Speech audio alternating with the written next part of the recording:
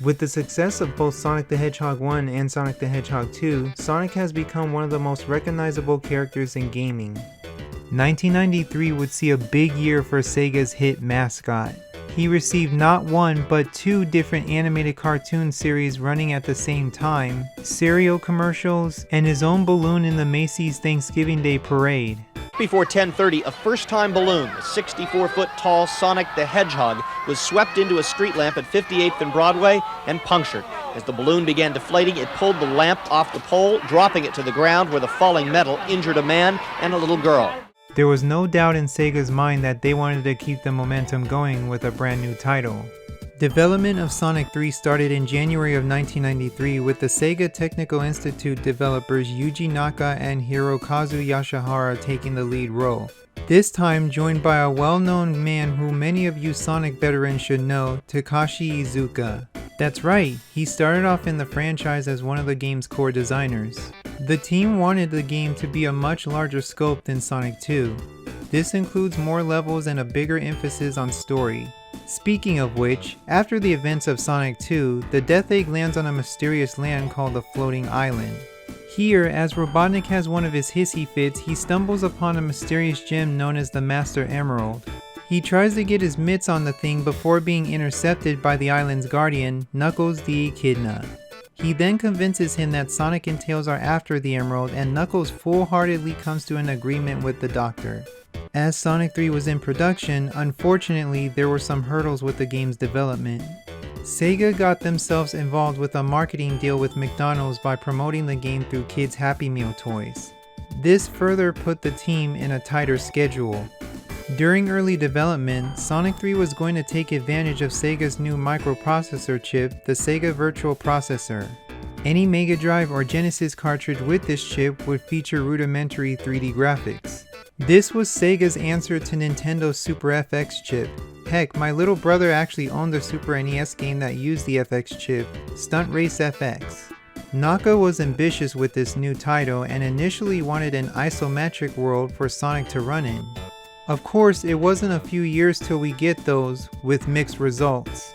But Sega stated that the chip wouldn't be ready in time before the release window, so the team settled for yet another 2D platformer. Another issue with the game's development was the involvement of the popular king of pop, Michael Jackson, who happened to be a fan of Sonic at the time, was contacted to make music for the new game. The man already had history with Sega dating back to when they produced the Genesis title, Michael Jackson's Moonwalker. However, with his weird history of going uncredited, this was the case yet again. But for a video game of all things, that's kinda sad.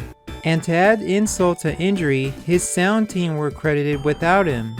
Some speculate that it had something to do with the child abuse allegations at the time. But Brad Buxer, MJ's musical director, stated that it had nothing to do with the issue. To this very day, Sonic 3's soundtrack is caught in a legal limbo.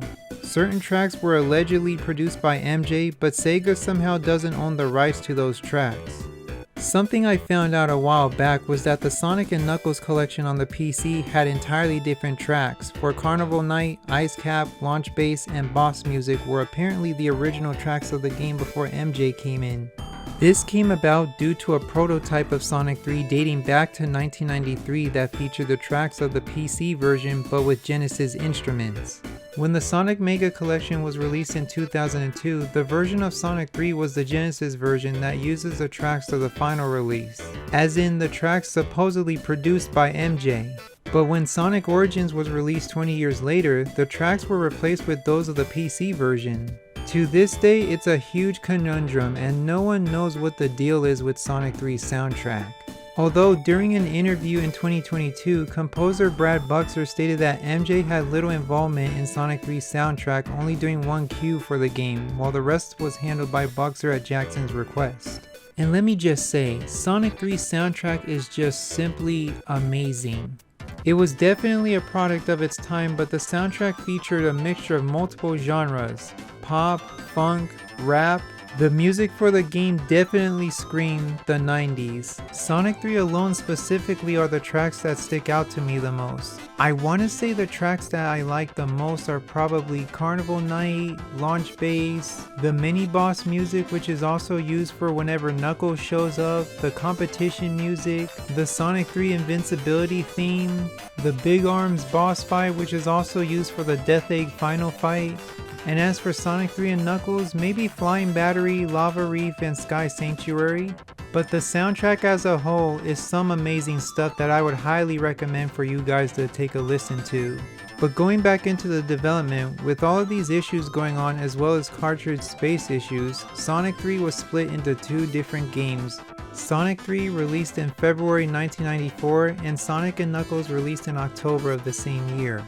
Sonic & Knuckles cartridge was unique among other Genesis cartridges in the fact that it features lock-on technology. The adapter on top of the cartridge allows for Sonic 3 to be placed on top of Sonic & Knuckles for a combined experience of how the game was originally intended to be played. These days, I can't play either half separately because while they're the length of your average Sonic game, you're not getting the full experience. How else are you gonna play as Tails in Sonic & Knuckles levels or Knuckles in Sonic 3 levels? Oh yeah, you can also lock Sonic 2 to Sonic & Knuckles and play as Knuckles in Sonic 2 levels. I usually don't bother much as the level design wasn't made for the Echidna. Speaking of which, let's talk about our red newcomer. Knuckles has the ability to glide, which is fun for bypassing certain parts of the stage. He can climb walls, allowing him to reach higher areas, and can automatically break through stone walls by walking into them or just simply touching them. The only downside to him is that he has a lower jump than Sonic, which may make it harder to reach certain platforms or enemies, but otherwise makes platforming a bit more precise.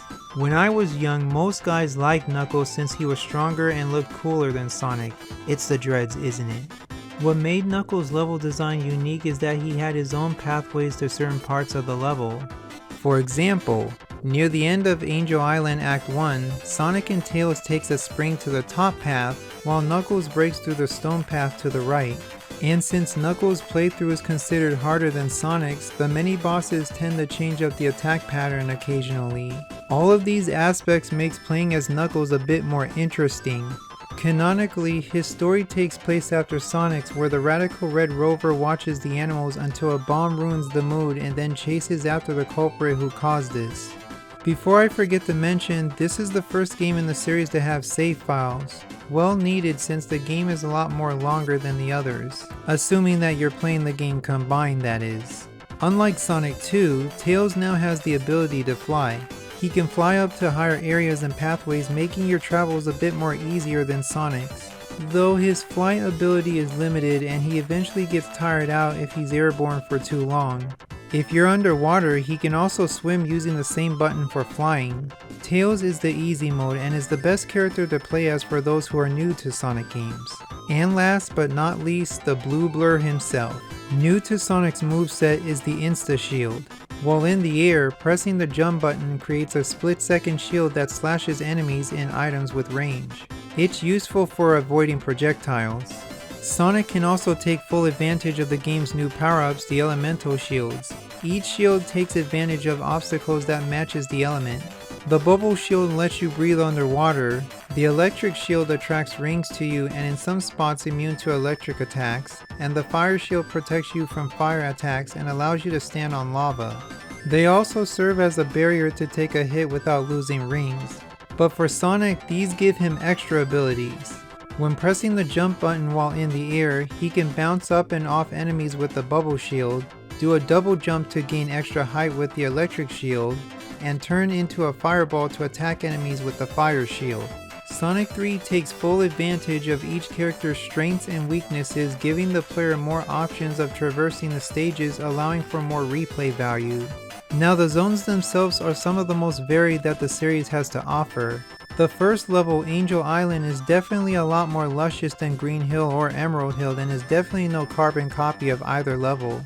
Beautiful scenery until one of Robotnik's robots appears and puts the whole area on fire. But it is cool to see a change of scenery. The in-game story begins when Sonic and Tails fly to Angel Island. Sonic transforms into Super Sonic and flies to the area until Knuckles pops out and beats the emeralds out of him. Can we just talk about the mere fact that Knuckles is strong enough to beat Sonic out of his super form? Just shows how amazingly strong the Echidna is. He grabs the emeralds, chuckles, and takes off. To get the emeralds this time, you'll need to explore hidden areas for a giant ring.